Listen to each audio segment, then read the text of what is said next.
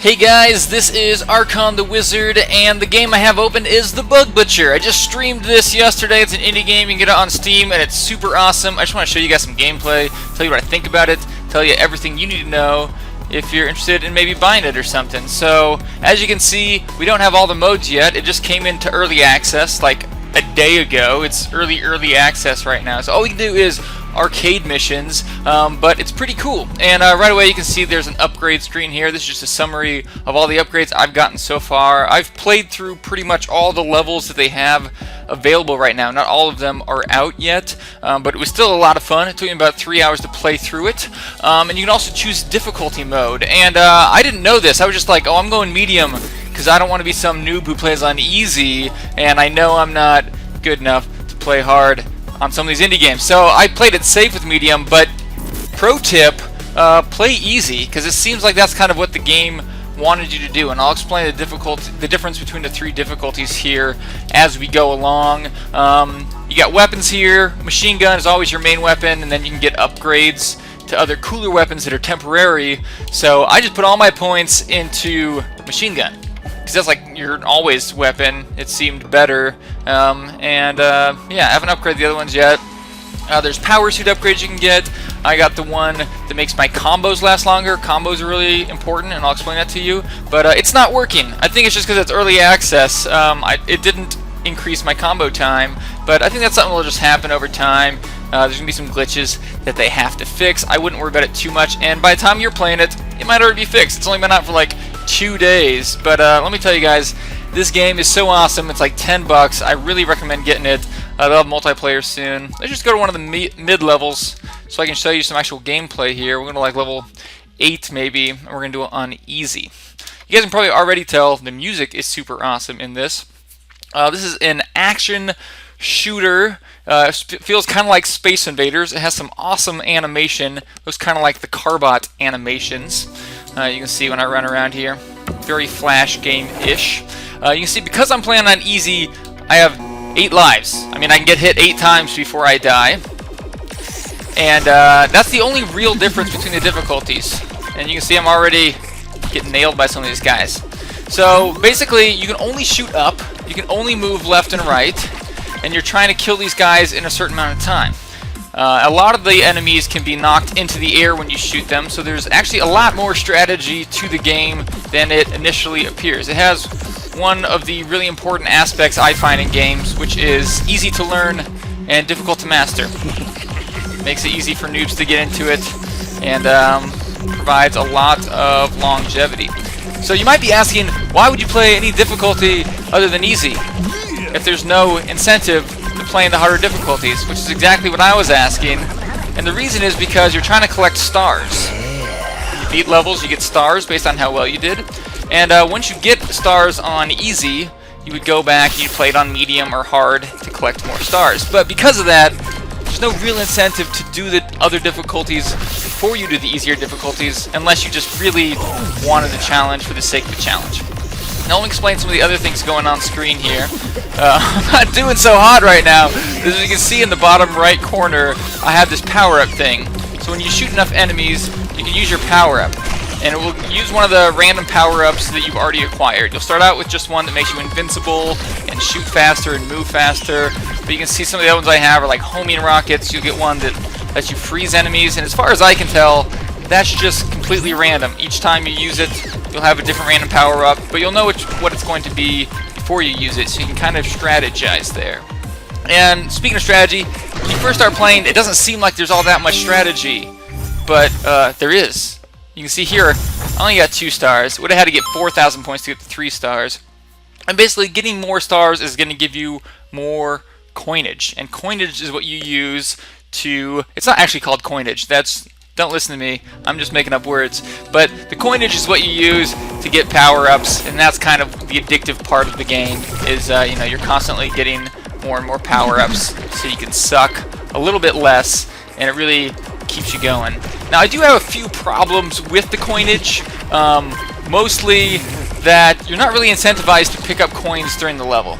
You see coins are dropping from guys as I'm killing them, and if I pick them up it adds to my total coin, and I only have a small amount of time to do that before they disappear.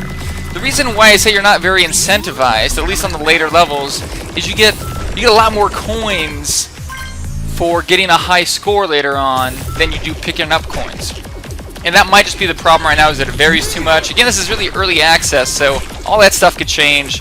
I'm not going to hold them too much accountable for that this early in the development.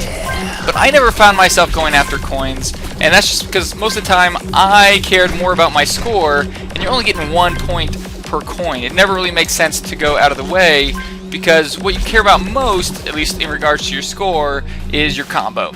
You see down at the bottom right now I have a 27 times combo. I might lose it. Nope, I still got it going.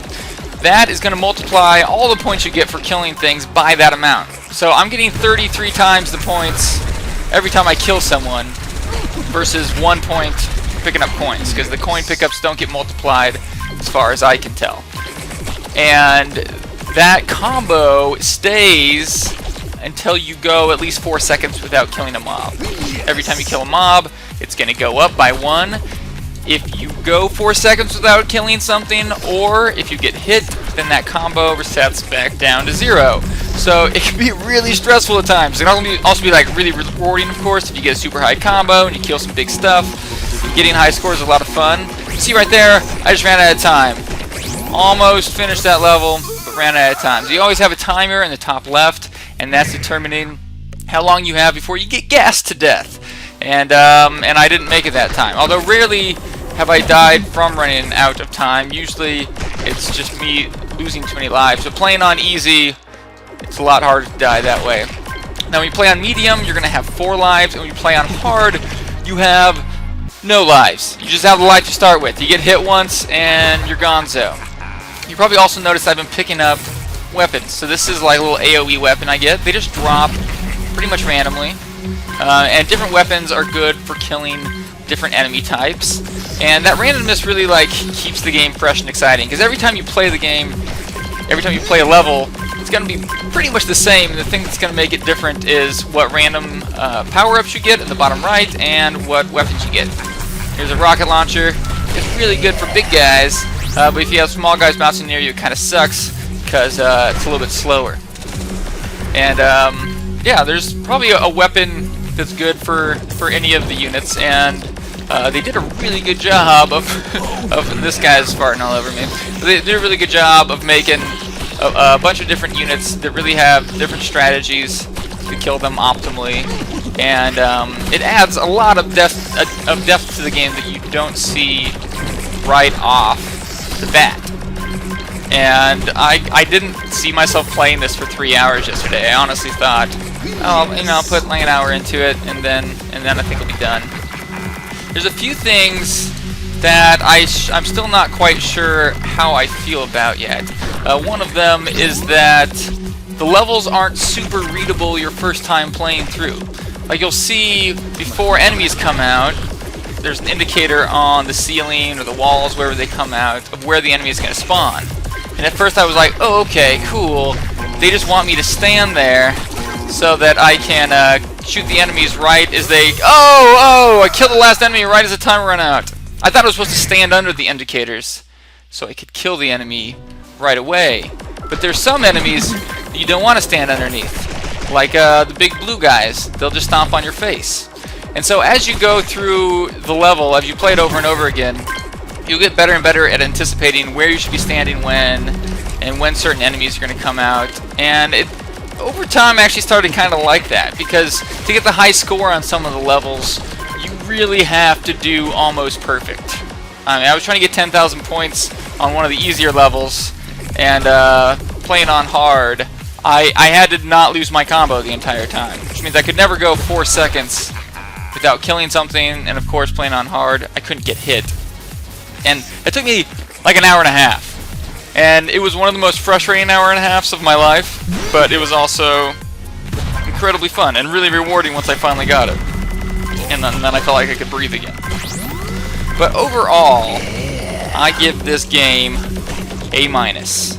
It was a lot more fun than I anticipated it being. I just got it because it was an upcoming game on Steam. Again, it's only $10. I can't wait to see the multiplayer. If you're not into early access, you know, wait. it's going to have some problems, and all the features aren't there yet. You only have the first, I think, 4 worlds, so I think there's about 20 levels right now. But if this is the kind of game you think you're going to like, you might as well get it. You'll have it when it comes out anyways, and it's a lot of fun right now, and you can get really good at it before your friends get it, so you can hone your friends, you know, once they finally get their copy. And yeah, I hope to be reviewing more indie Steam games in the future. These are some of my favorite games, and if there's a game that you want me to review, leave it in the comments. Let me know. I'm sure I'll suck at that game too. But I appreciate you guys stopping by the channel. Please subscribe if you haven't already. I'm never gonna beat this level, and I'll see you guys soon. Thanks for watching.